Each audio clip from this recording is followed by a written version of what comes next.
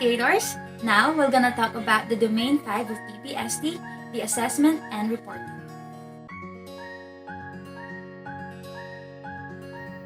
Assessment is an inevitable part of teaching learning processes. It determines the effectiveness of the curriculum. At the same time, it assesses or evaluates the learner's performance. Assessment is the systematic basis for making inferences about the learning and development of students. It is a process of defining, selecting, designing, collecting, analyzing, and interpreting and using information to increase students' learning and development. There are different assessment tools that can be utilized throughout the process where feedbacks are drawn. There are three types of assessment: diagnostic, formative, and summative. Although our three are generally referred to simply as assessment, there are distinct differences between the three. There are three types of assessment: diagnostic, formative, and summative. Assessment tools are techniques used to measure a student's academic abilities, such as fluency and skills in a specific subject area.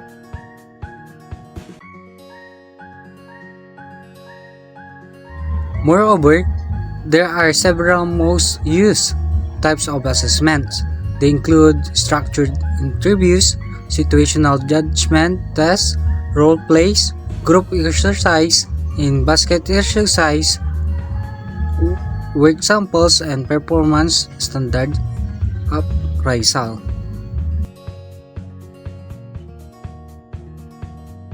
Furthermore, assessment is a practical form of measuring the competence of a student by evaluating three major factors associated to the learning objectives: knowledge, skills, and attitude, usually performed on completion of the practical training course.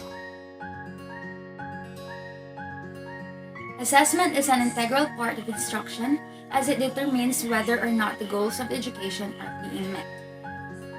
Assessment affects decision about grades, placement, advancement, instructional needs, curriculum, and in some cases, funding. Assessment is the systematic collection, review, and use of information about educational programs to improve student learning. Assessment focuses on what students know, what they can do, and what values they have when they graduate. Essentially, the purpose of assessment and reporting at this stage of education is to support learning. Parents or guardians should receive a comprehensive picture of student learning.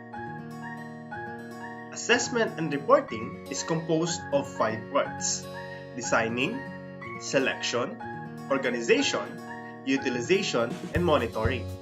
And as a teacher, you can also include feedback to improve the learning of the students.